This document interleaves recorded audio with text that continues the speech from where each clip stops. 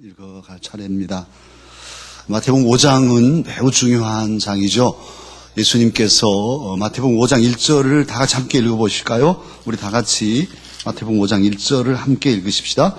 예수께서 무리를 보시고 산에 올라가 앉으시니 제자들이 나아온지라. 그래서 예수님이 산에 올라가셨어요. 그리고 많은 무리들이 있는데 그 중에서 제자들이 산에까지 따라왔습니다. 산상에서 말씀하신, 산상에서 이렇게 드리울 수자죠. 설교 거기 보면 산상수훈이라고도 하는데, 예수님께서 산 위에서 말씀을 이렇게 내려주시는 그러한 말씀이고, 산상보훈, 보배로운 그런 말씀을 하셨다. 산 위에서 이렇게 하는데, 마태복음 5장부터 7장까지를 가리켜서 무엇이라 한다? 산상보훈 또는 산상수훈, 산상설교 이렇게 부릅니다.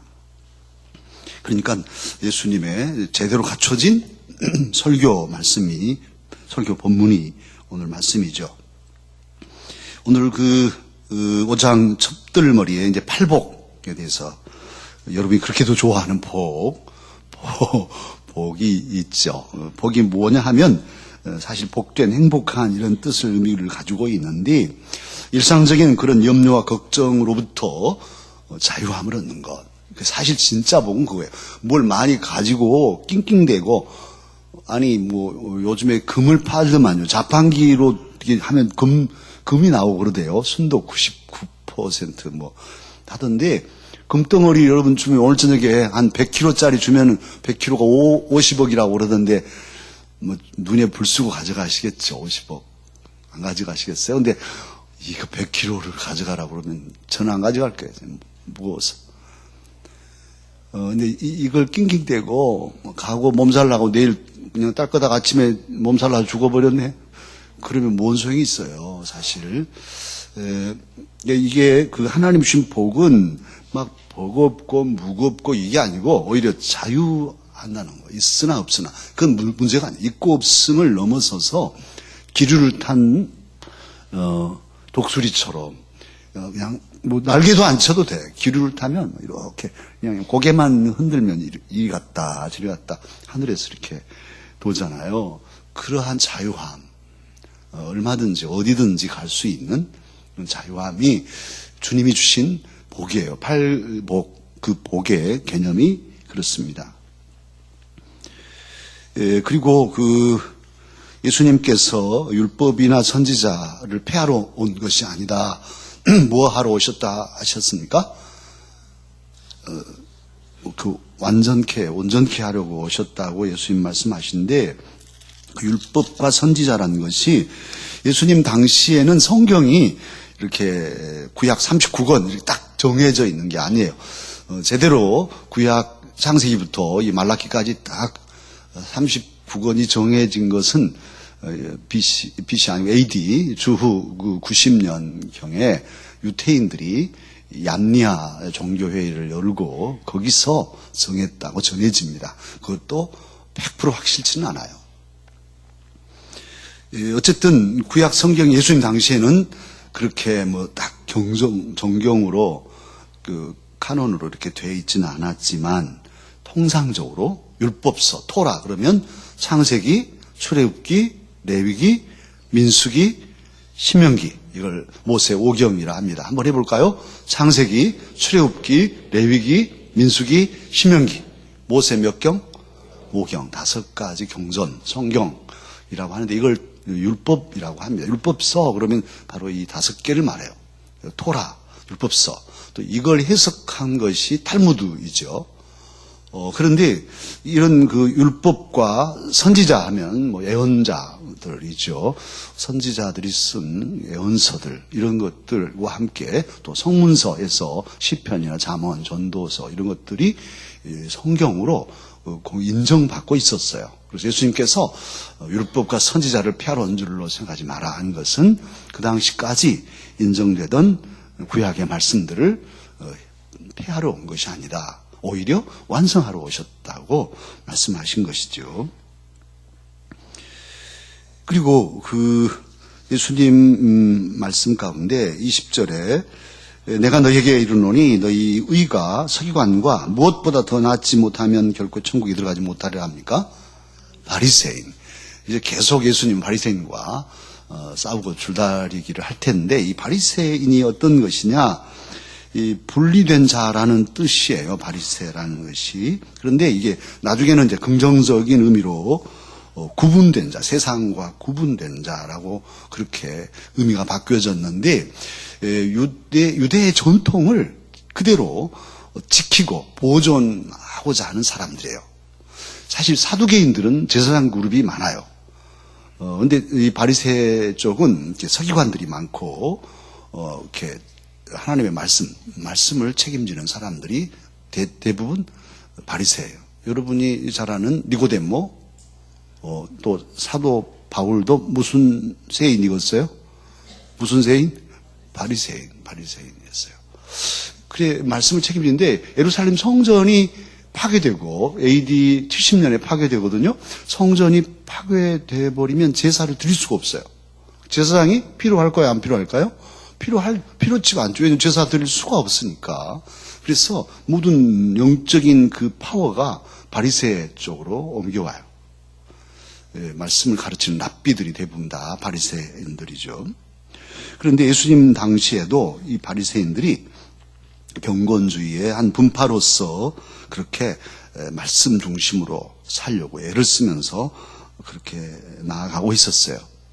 그러니까 이게 좋게 보면 말씀 중심이지만 너무 다 이제 지나치니까 규율에 얽매인 외식하는 형식에 치우친 거룩한 석청만 하는 이런 진짜 마음의 사랑을 잃어버린 율법의 근본 정신은 늘 말씀드립니다마는 하나님 사랑, 이웃 사랑, 신앙의 정수, 뭐 어떤 신앙도 다 마찬가지, 어떤 종교도 마찬가지. 진짜 정도는 하나님 사랑, 이웃 사랑 이것이 정도죠. 요즘에 IS 사람을 죽이는 칼럼도 제가 썼습니다만 정말 그런 교조적인 자기 신앙과 신념 때문에 남의 생명을 죽여도 아무렇지도 않아. 사람을 죽여놓고도. 이게 신앙이겠어요? 그건 악마들이죠. 그건 하나님을 믿는 사람은 그럴 수가 없어요. 그럴 수가. 하나님을 사랑하면 틀림없이 이웃을 사랑하게 돼 있어요. 또 그래야 돼요. 모든 이단의 특성 그것 마찬가지. 자기 가장 가까운 가족도 사랑 안 해. 죽어도 괜찮아. 자식들이 망해도 괜찮아. 남편이야 뭐 망가지든 말든. 할렐루야. 그건 신앙이 아닌 거예요. 그래서 우리 강사족들은 항상 건강한 신앙을 가져야 되고 이단 판별식 첫 번째 판별식이 가정을 파괴하는가? 그러면 뒤도 돌아보지 않아야 돼요. 건강한 신앙 가정을 파괴할 수가 없어요. 하지 않아요. 그리고 사랑한단 말이에요. 이웃 사랑을 하는 신앙이 건강한 신앙이에요. 근데 바리새인들은 그게 없었어요. 진짜 막 다 뭐 일주일에 2번씩 금식하고 11조 다 하고 심지어는 나물 팔아가지고 그것도 11조 떼가지고 아주 뭐 철저히 다 하지만 진짜 하나님 사랑하는 마음은 없어요. 사람들 앞에 잘 보이려고 할렐루야 우리 목사들 말이죠. 성경책도 그냥 들고 다니는 게 아니고 이렇게 들고 걸음도 이렇게 걷고 말이죠. 경건의 걸음, 경건의 걸음. 네, 물론 그것도 있어야 되겠지만 그 안에 사랑이 없으면 nothing인 것이죠. 하나님 사랑, 이웃 사랑이 바리새인들은 없었어요. 저와 여러분도 우리가 돌아봐야 할 일이 참 부끄럽고 목사로서도 요즘에 늘 마음이 아픈데요. 이렇게 우리 성도들 내가 더 정말 사랑했나, 정말 사랑하나, 한 영혼을 정말 내 생명처럼 사실 내가 부임하고 우리 조장로님 아프시면 내가 내 신장도 가만히 생각했다고 연습해봤어요. 내 신장을 떼줄 수 있을까? 오케이 있었어요 정말. 우리 장로님들 아프시다면 나는 내 심장 말고 신장이에요. 신장을 떼줄 수 있어요. 근데 심장은 못 떼주겠더라고. 심장. 여러분 심장도 떼줄까요? 근데 정말 사랑은 내 신체 일부를 능히 줄 수 있는, 그러다 죽어도 괜찮은 뭐 이런 것이 사랑 아니겠어요? 우리 강서교회를 정말 그런 사랑 공동체로 우리들 만들어 가십시다. 만들어 가자고요. 오늘 저는 어떤 글을 읽으면서 막 울었어요. 얼마나 가슴 아련하든지. 고향 같은 교회. 이화여대 교수가 이렇게 썼는데요. 이렇게 어떤 권사님이 자기 어머니가 그렇게 봉사하던 교회 늘 그립고 언제라도 가면 같이 이렇게 맞아주고 그분이 성가대를 하다가 아팠어요.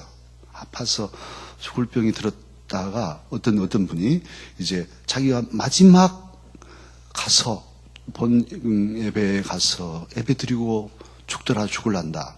잘 믿지 않은 남편이 데리고 왔어요. 성가대원들이 예쁜 옷을 지어서 입혔어요.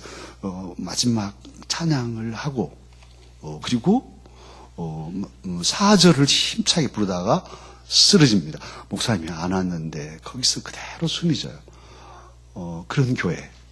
정말 온 성가대원들이 울고 그날은 목사님이 설교를 못하고 그가 부르던 찬송을 전 교인이 목청껏 예배 끝날 때까지 부른 거예요. 그게 예배였어요. 얼마나 감격스럽습니까? 내가 섬기던 성전에서 마지막 목사님 품에서 숨을 거두고 그런 교회. 언제라도 오면 한결같이 목사님 비록 머리는 빠졌지만 그 목사님이 기다려주는 교회. 우리 강서교회 그런 교회 만드십시다. 또 우리 원로 목사님 또 축복해 주시고 또 저도 언젠가는 원로가 되겠죠. 2대 3대 이렇게 같이들 어울려서 여러분을 축복하는 그런 교회. 우리 장로님들 언제라도 여러분을 축복하고 우리 권사님들 어머니가 같이 늘 한결같이 사랑으로 여러분을 돌봐주는 교회. 대대로 3대 4대 대를 이어가는 교회. 이제 그런 교회들이 없어지고 있단 말이에요. 그래 정말 뭐 사이즈가 문제가 아니라 정말 사랑이 거기에 새록새록 연결되어 있는 그런 공동체를 우리가 꿈꾸고 그런 교회를 우리 서로 힘을 모아서 만들어 가십시다. 나가라는 단어, 멍텅구리 바보 이런 일은 없애야겠어요. 야, 이 멍텅구리야 이런 일은 없애야겠고 이런 일들이 우리 예수님께서 경계하신 산상보훈에서 경계하신 말씀드립니다. 사실 인격적인 멸시, 사람이 멸시한다는 것은 바로 그 형제를 지은 바보 같지만 그 형제를 지으신 누구를 멸시하는 거예요? 하나님을 멸시하는 거예요. 그래서 그게 죄가 되는 거예요. 무서운 죄가. 그래서 형제를 멸시하지 않도록 예수님은 경계하십니다. 이제 오늘 마태복음 5장에는 여러 가지 질문들을 할 수 있는 소지가 많은데 몇 가지만 추려왔어요. 심령이 가난한 것은 어떤 사람들을 말할까? 심령이 가난한 자는 도대체 뭘까? 돈이 없어야 되나?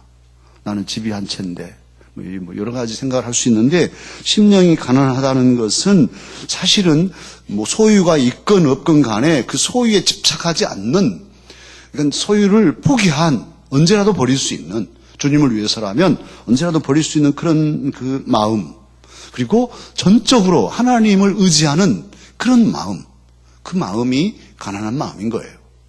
뭐 돈을 의지하고 어떤 지위를 의지하고 집안에 어떤 배경 있는 사람을 의지하는 그런 게 아니라 전적으로 어떤 힘 있는 사람들 앞에 노출되어서 짓밟힐 수도 있고 멸시를 당할 수 있지만 그럼에도 불구하고 그러기 때문에 하나님만 의지하는, 하나님 주님이 나의 힘이십니다. 하나님 주님이 나의 도움이십니다. 피난처이십니다. 주님이 나를 지금까지 지키셨으니 나의 남은 날도 주님이 지키실 것을 믿습니다. 그 주님을 의지하고 사는 사람, 그분이 바로 어떤 사람일까요? 심령이 가난한 사람인 거예요. 그리고 그는 천국이 저의 것이에요. 하나님 나라가 그에게 이미 이루어진 거죠, 사실. 그리고 화평케 하는 자는 하나님의 아들이 될 것이라고 그러죠. 9절 다 같이 읽을까요? 화평하게 하는 자는 복이 있나니 그들이 하나님의 아들이라 일컬음을 받을 것이라. 왜 화평케 하는 자는 하나님의 아들이라 할까?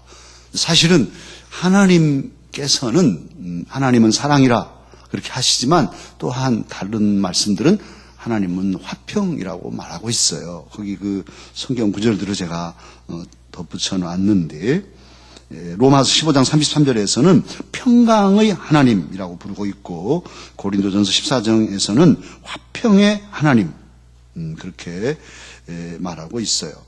또 빌립보서도 평강의 하나님, 데살로니가 전서도 평강의 하나님. 평강이나 화평이나 화목이나 평안이나 똑같아요. 에이레네 이 헬라어 단어는 똑같은 걸 쓰는데 번역만 달리했죠.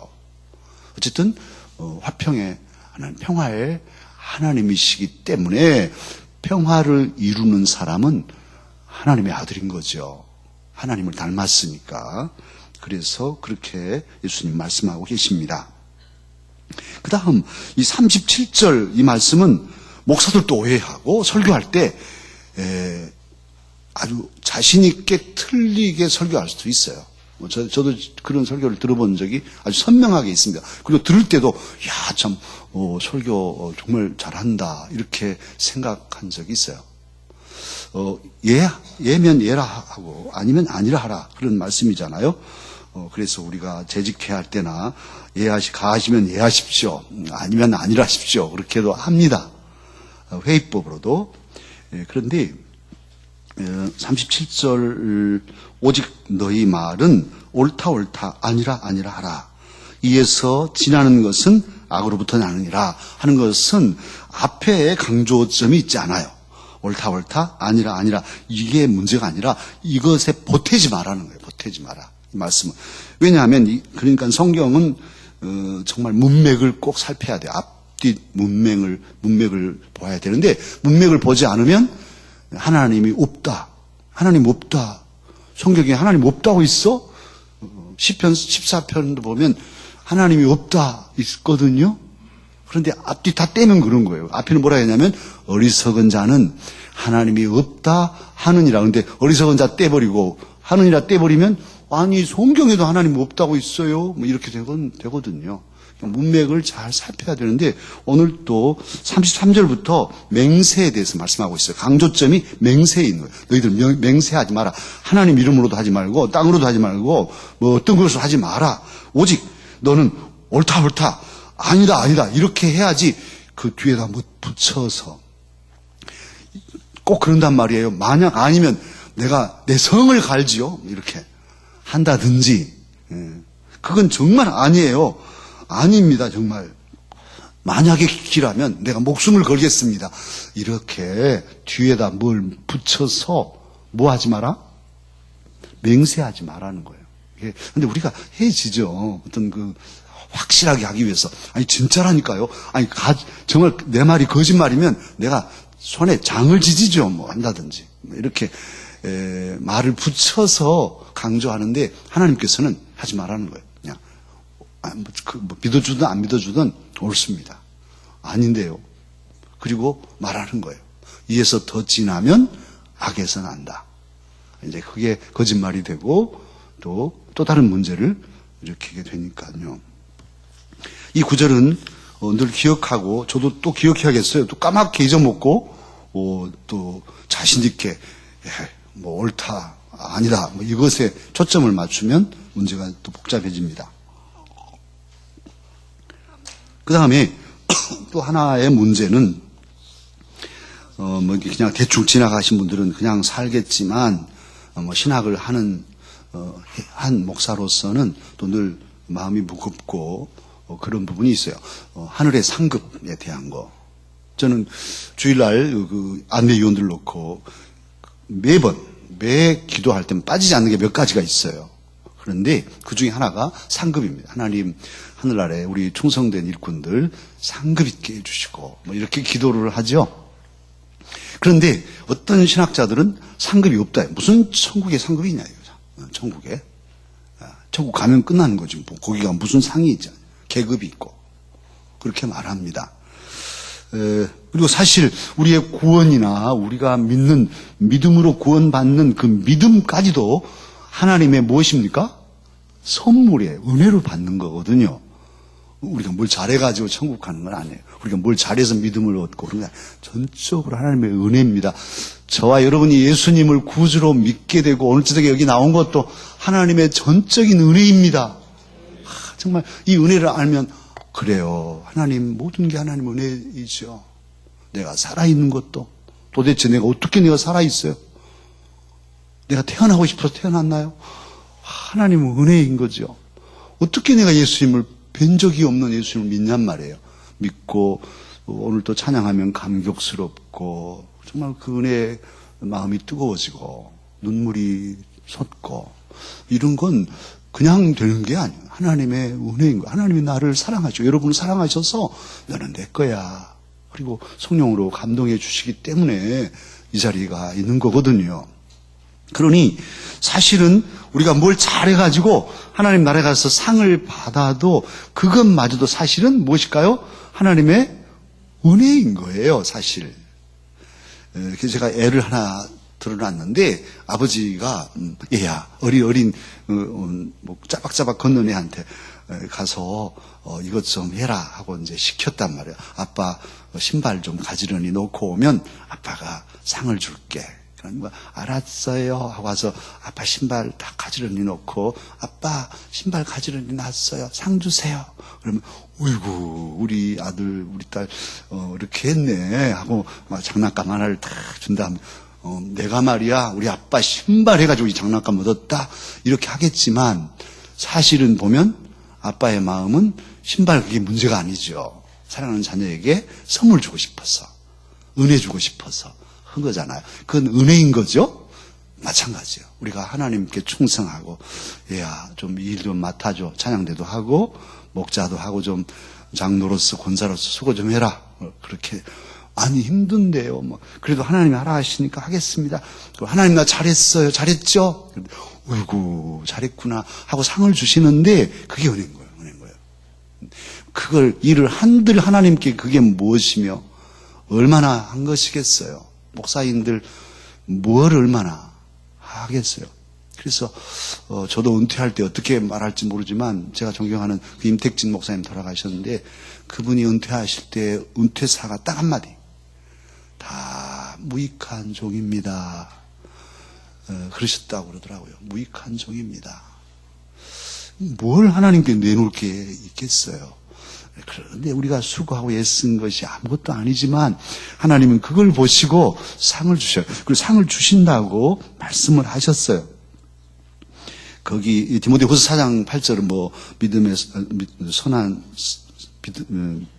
믿음을 지키고 선한 싸움을 싸우고 달려갈 길을 다 마쳤으니 이제 후로는 재판장이신 하나님께서 무슨 면류관? 의의 면류관을 예비하셨으니 나만 아니라 주의 나타나심을 바라는 모든 사람에게도 의의 면류관이 있다. 그렇게 말씀하죠. 의의 면류관이 예비되어 있다는 거예요. 그리고 야고보서 1장에서는 생명의 면류관을 말합니다. 베드로전서에서는 영광의 면류관, 여기는 장로들이 충성했을 때 받을 상, 영광의 면류관을 말합니다.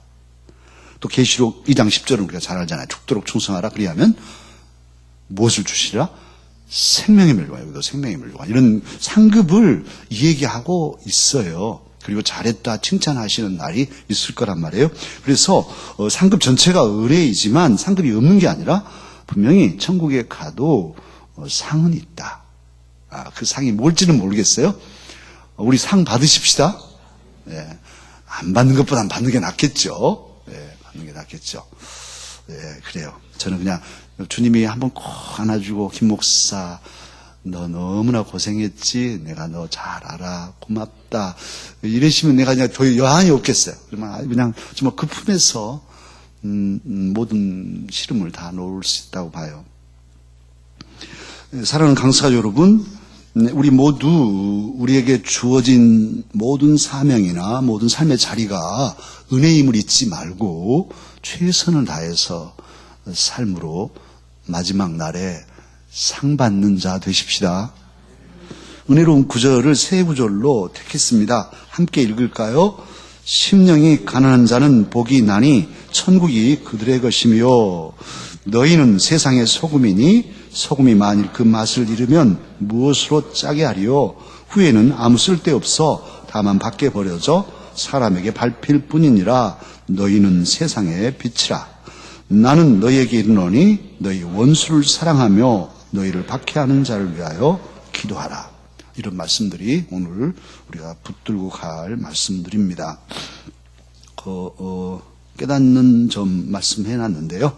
사실 사랑에 대해서 말씀하고 있었어요.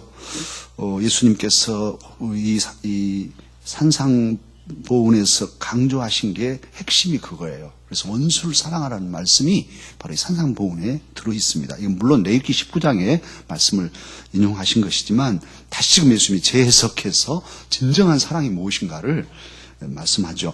현대의 여러 가지 갈등들과 고통의 문제는 물질적인 문제가 아니에요. 사실 이건 사랑의 결핍 문제예요. 지금도 밥을 굶고 죽어가는 지구촌에 사람들이 부지기수란 말이에요. 아프리카 눈만 퀭하게 남아있는 어린이들 다 보잖아요. 그런데 이게 진짜 물질이 없어서 그런가? 밥 먹을 게 없어서 그런가? 그렇지 않아요. 잘 사는 나라들은 먹을 게 넘쳐나. 우리나라도 마찬가지. 막 쓰레기, 음식물 쓰레기가 아주 넘쳐납니다. 아주 너무너무 많아요. 그런데 지구촌 어느 한 구석은 굶어 죽어가고 있단 말이에요. 그런데 돕지 않아. 우리 얘기 아니야. 우리 문제 아니야. 우리는 잘 먹어도 굶어 죽어도 괜찮아. 우리 민족 아닌데, 우리나라 아닌데, 우리 가족 아닌데. 이건 사랑의 결핍 문제지 물질 문제가 아니에요. 사랑한다면 나눌 수 있겠죠. 그들을 살려낼 수 있겠죠. 또 그리고 실제로 이렇게 나누고 사랑하는 사람들이 있어요. 우리 그리스도인 아닌 사람도 다 자기 향부자식이라도 이렇게 그제도 어디 갔더니 방글라데시 어디였죠? 어디 갔더니 나누고 계신 분이 있었었죠. 아무튼 정말 감사한 일들이 있는데 이건 사랑의 파동입니다. 예수님께서는 우리의 정체성을 소금이다, 빛이다 하시고 또 그렇게 새로운 결단을 하도록 오늘 말씀을 통해서 촉구하고 있습니다. 복수가 아닌 사랑의 제3의 방식, 그리고 정말 내 것을 나누는 그런 마음, 심령이 가난한 자로 평화를 이루는, 같이 나누는, 평화가 사실은 벼화자란 말이에요. 평화할 때 벼화자가 있고 입구자가 있어. 그래서 평화할 화자가 되는 거예요. 그래서 먹을 것을 나누는, 평등하게 나누는 이런 것들이 평화의 기본 정신이라는 거 우리가 잊지 않고, 의식 있는 그리스도인으로서 오늘 강서 가족은 정말 사랑의 삶을 잘 안 되지만은 실천하고 아름다운 가정 공동체, 교회 공동체, 나라 공동체를 이루며 나아가십시다. 이제 기도 제목을 함께 읽고 찬양하고 기도하겠습니다. 우리의 마음이 더 가난해지도록 우리 마음을 채우고 있는 것들을 기도로 내려놓자. 우리의 정체성을 되새기며 가정과 교회, 학교와 일터에서 소금과 빛으로 살기를 결단하자. 무엇보다 우리 마음에 주님의 사랑을 가득 채워주시기를 간구하자. 성령의 도우심으로 진정한 그리스도인의 삶을 살도록 도와주시기를 간구하자. 이 세 가지 기도들을 마음에 품고 찬양하십시다. 다 같이 찬양합니다.